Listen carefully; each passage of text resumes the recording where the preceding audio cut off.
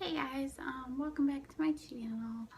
So today in this video, I'm going to be talking about my labor and delivery story. So let's just get started. So in my previous video, I said that a couple days before that I went into the ER and it was only 1 or 2 centimeters dilated, 80% effaced. So that was like Tuesday or Wednesday, I can't remember. It was Tuesday.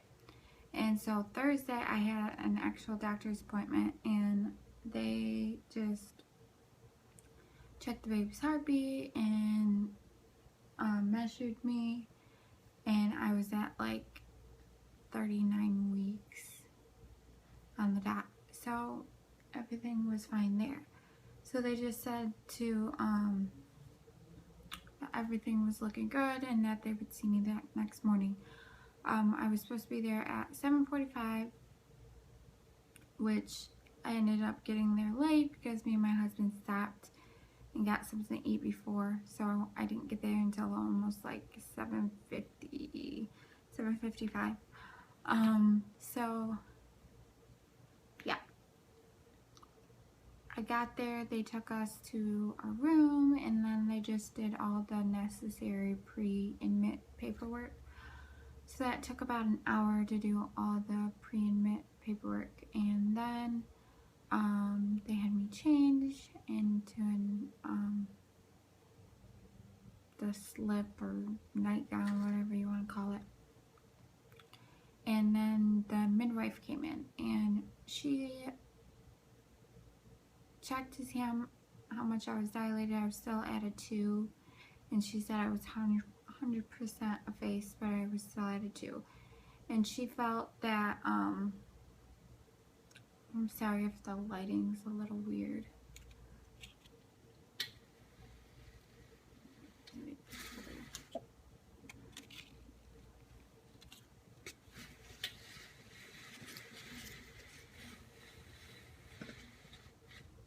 Okay, maybe that's better, I'm not sure. But I was still at a 2, and that there was 2 things she could do to get me into, to the point where she can give me Pitocin. Either she could give me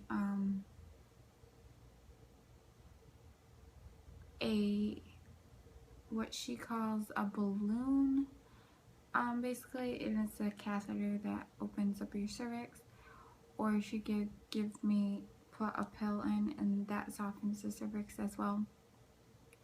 So she felt for me that it would be easier to just give me the balloon catheter thing. So what she did was, it just looked like this long tube that goes in your vagina, basically. And sorry for the TMI, but she put that in and it did hurt, and she said that I would feel cramping, and I definitely felt it. And she did that, and then she would put saline in to make sure it was in the right position. So it took her about 5 minutes just to get it in there because my cervix was to the left, so it hadn't come down yet. And so that took about 5-10 minutes, and then she put the saline in to make sure it was in the right way. And then they did give me some pain meds. My son's back in the room sleeping, but I'm at my best friend's house dog sitting for her right now, so yeah, he's back there. So I'm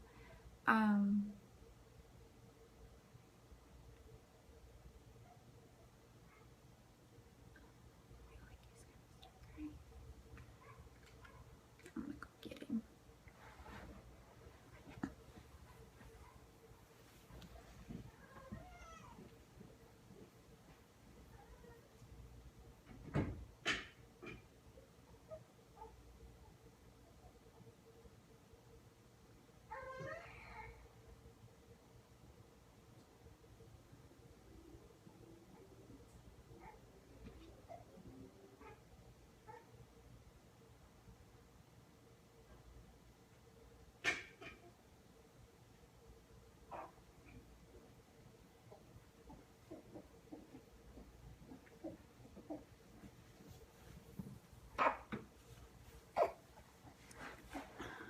Alright, sorry. But anyway, so she put the catheter in, and then she put the catheter in, and she told me that I'd feel cramping, and which I did. So she gave me some pain meds and told me that it wouldn't be best if I would sit around. It probably would be better if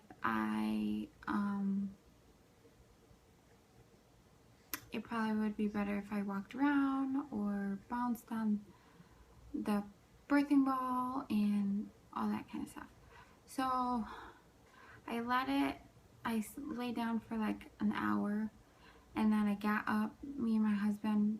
It was around 11 o'clock when I got up. So at 11 o'clock I got up and I was walking around, and we went out to the floor, and we walked for a good 15 minutes and came back, and the nurse, my nurse came in and she said, well, the midwife wants you to eat some lunch. So I ordered lunch, which I ordered a turkey sandwich, and just with mayonnaise and mustard, and then I ordered like a minestrone soup and a Diet Coke. So that's what I had. And so that happened. And after I ate, I started walking around more. I sat in this like rocking chair and I rocked back and forth. And then my mother-in-law came up and my best friend, one of them ducks in before she came up, and we were all talking and walking around, and I was bouncing, and it was like 3:34. I got up to use the bathroom and I seen red discharge, which she said that would happen, but I felt like it had came out, so we went to go walk around a little bit, and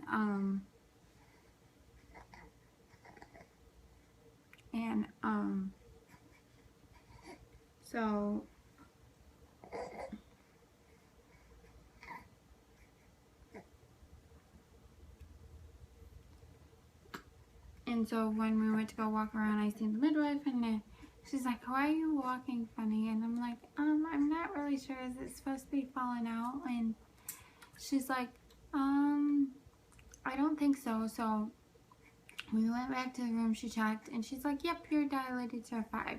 That's why it should fall out at a 5. I was like, oh, okay. So she took it out, which was really painful. And she said, how about you order you some dinner? By the time that all happened, it was like 5:30.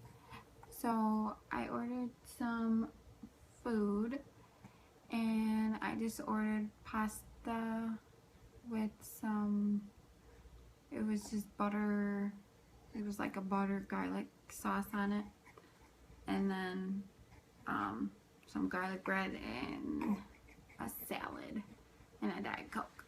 So I did that, and I didn't get my food until like 6:30, 7 o'clock, 6:30 actually. And so by the time the nurse came in, she wanted to check my sugar again because I'm gestational diabetic, and it was high. So she's like, the midwife wants you to take a dose of insulin, and I was like, okay.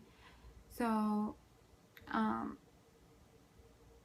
then it hit 7 o'clock, and the nurse and the night nurse came in, and they said, we'll start your Pitocin after we do our rounds. And I'm like, okay.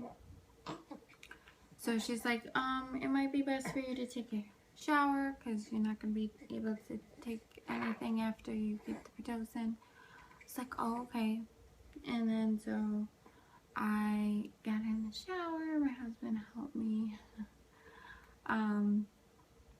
And did all that. And then around 9 o'clock, she started the Pitocin. It was like 9:30, 10, and she said that she'd be in every half hour, and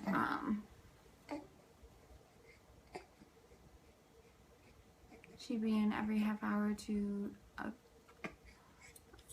up the dosage. So between 9:30, 10, I didn't really feel much of a difference, and so I started.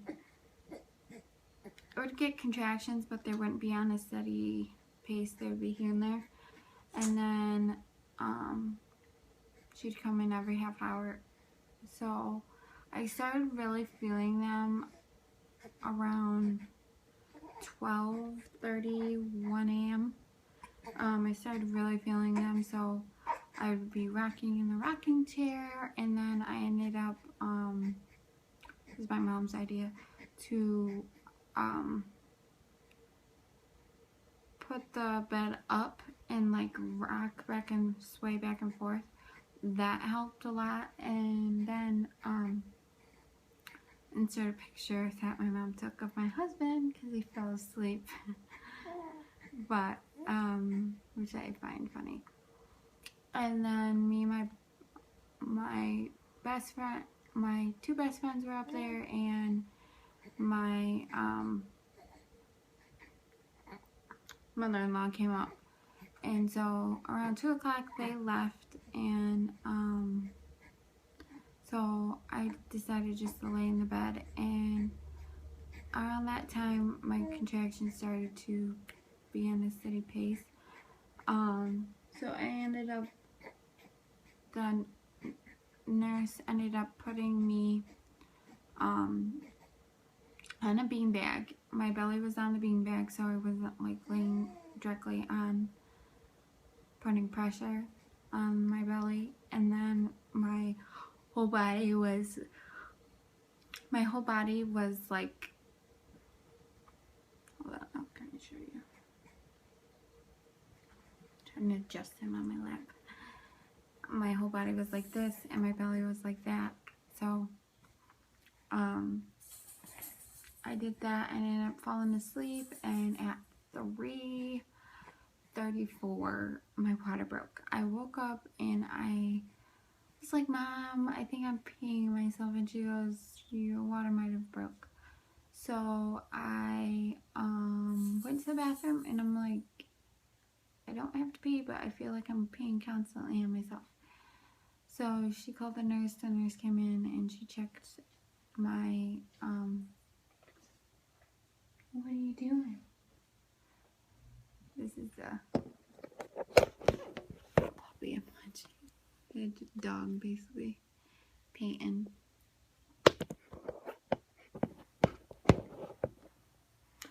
So, yeah.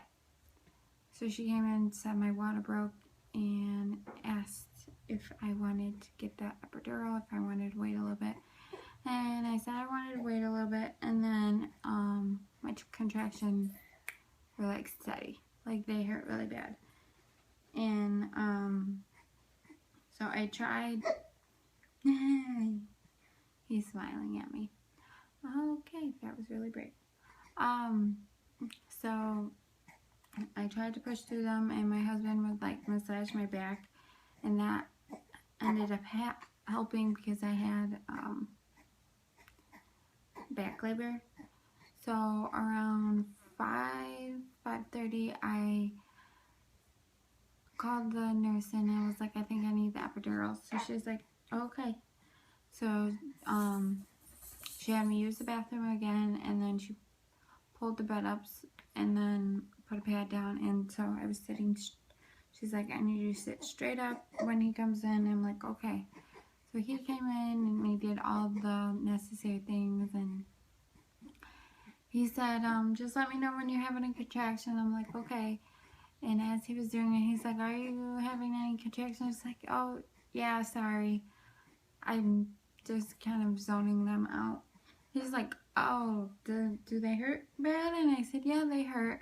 But he's like, then you can handle a contraction well. I'm like, well, thank you, I guess. And so, around 6 o'clock, I was laying down and everything, and she's like, I said, I feel like I have to poop, and she goes, yep, that's him coming down. I was like, okay. So, the pain didn't really ever go away. So like around 6:30, 6:45, I told the nurse, I feel like I gotta push.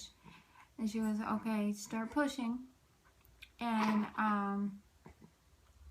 so I started pushing, and I'm sorry that the light, I have it right in front of the window, so it's better lighting, but sorry if it kind of sucks. But anyway, as you can hear him talking.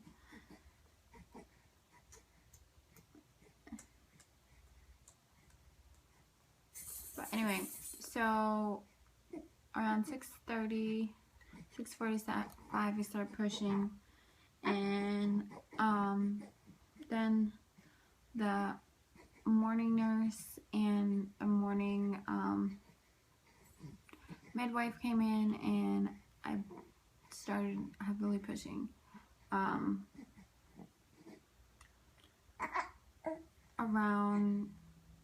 So I started pushing, and I ended up, sorry if this is TMI, but I ended up pooping. Not a lot, but a little. And, which I figured I would, because for the last couple days,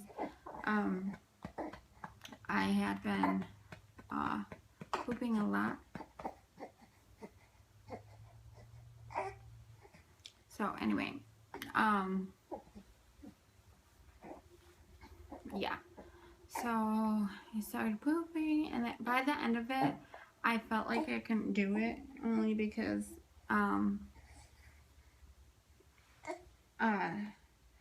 when his head started to crown, in which they call the Ring of Fire, it hurt like really bad. So I was like, Mom, I can't do this. And she goes, yes, you can. And start crying and all that kind of stuff. And then I started pushing more. And at 8:37 in the morning on July 11th, I had my little baby boy. He was 7 pounds, 9.9 ounces, and he was 21.5 inches long. So, yes. I am so excited. I love being a mother. It's honestly the most rewarding thing, I think. And through all of my trials of trying to conceive, this has been the biggest blessing of them all. And as you can see, he's right here. He is just about 2 months old right now. So, in this video. So, he'll be 2 weeks tomorrow. No, Saturday. Today's Thursday. He'll be 2 weeks old on Saturday. So, yeah, I guess that's it for this video. I will be, right after this, I'll be wearing the same shirt, but I'll be recording his 2-month update. I didn't record his 1-month update. I just didn't get around to it, so sorry about that. But yeah, I guess thank you for watching, and I'll catch you guys in my next video.